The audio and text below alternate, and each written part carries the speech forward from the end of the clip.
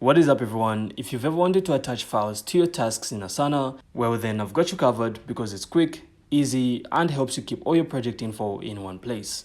So first, simply open the task that you want to attach a file to. So in the top right of the task window, you'll then be able to see an attach file option.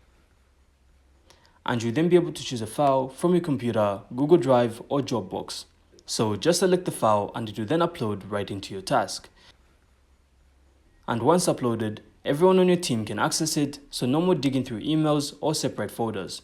You can even rename the file or add comments for context, which really keeps everything organized and clean.